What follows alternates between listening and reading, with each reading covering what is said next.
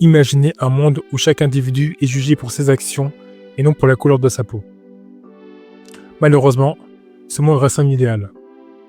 Le racisme, sous toutes ses formes, est un fléau bien ancré dans nos sociétés. Mais comment en sommes-nous arrivés là? Quels sont les mécanismes qui ont construit ce système inégalitaire? Dans cette vidéo, nous allons explorer les origines du racisme, son impact sur l'histoire contemporaine et ses conséquences sur les victimes. Nous verrons également pourquoi certaines communautés sont plus touchées que d'autres. Accrochez-vous, car nous allons déconstruire ce problème complexe avec des faits, des exemples et des solutions. Bonjour et bienvenue sur cette nouvelle vidéo du Profil Noir.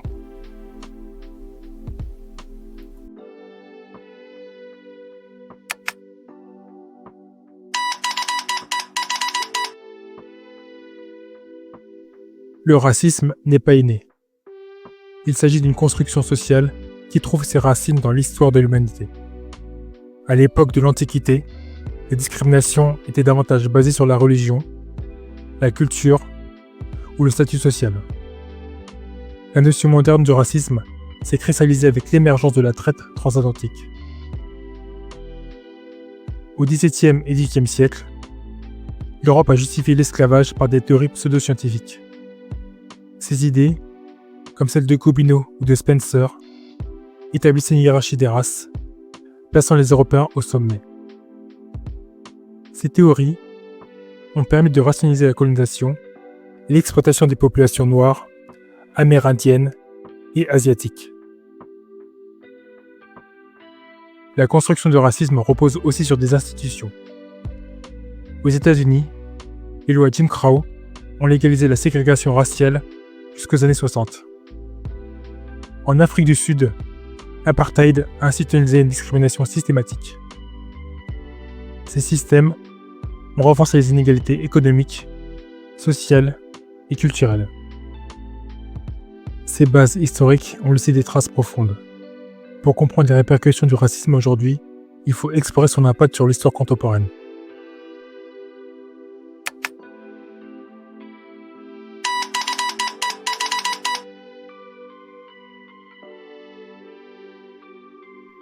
Le racisme a influencé les grands événements du XXe siècle. Pendant la Seconde Guerre mondiale, les idées racistes ont conduit à l'Holocauste. Plus de 6 millions de Juifs ont été exterminés par les nazis. Aux États-Unis, le mouvement des droits civiques a été une réponse directe à des siècles de discrimination. En 1964, le Civil Rights Act a interdit la ségrégation. Pourtant, les inégalités persistent. En Afrique, le colonialisme a été un vecteur de racisme. Les puissances européennes ont exploité les ressources et divisé les populations. L'héritage de ces pratiques se manifeste dans les conflits ethniques et l'instabilité politique. Le racisme structurel a aussi des conséquences économiques. En 2020, un rapport de McKinsey a révélé que les inégalités raciales coûtent à l'économie américaine environ 1 000 milliards de dollars par an. Ces impacts historiques et structurels se traduisent par des conséquences directes sur les individus et les communautés. Voyons les effets concrets du racisme.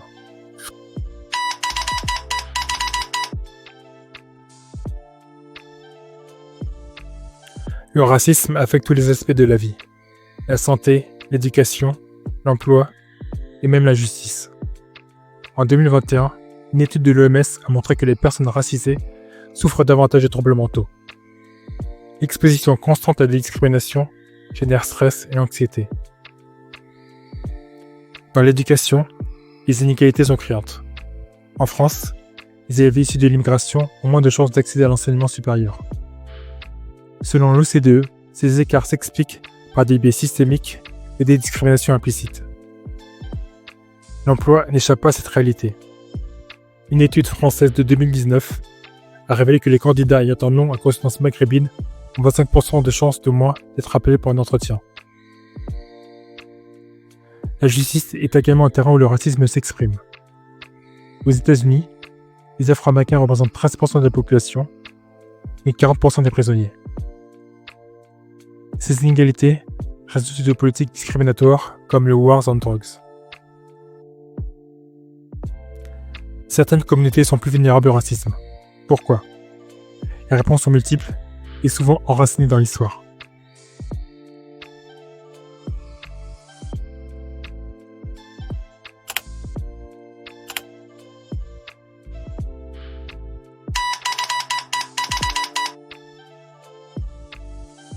Les communautés les plus touchées partagent souvent des caractéristiques. Une histoire de colonisation, une marginalisation économique et une faible représentation politique. Les Afro-Américains, par exemple, ont hérité de siècles d'esclavage et de ségrégation. En France, les descendants d'immigrés maghrébins et subsahariens subissent encore les stigmates du passé colonial. Nos communautés sont souvent associées à des stéréotypes négatifs, renforçant la discrimination. La pauvreté joue aussi un rôle central. Les inégalités économiques exacerbent la discrimination, piégeant les communautés dans un cercle vicieux. Les statistiques sont souvent éloquentes. En France, le taux de pauvreté est deux fois plus élevé chez les immigrés que chez les natifs. Enfin, la sous-représentation dans la sphère d'influence, politique, médias, entreprises, limite la capacité à se défendre et à changer la perception.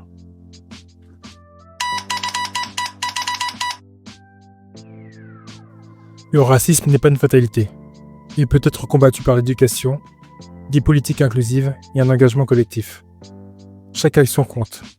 Dénoncer les discriminations, écouter les voix marginalisées et promouvoir l'égalité. Rien ne nous empêche de construire une société où chacun aura sa place. Le chemin sera long, il en vaut la peine.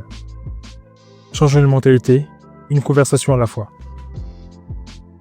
Et n'hésitez pas à me laisser un commentaire pour me donner votre avis ou pour me suggérer des sujets que vous aimeriez que je traite dans mes prochaines vidéos.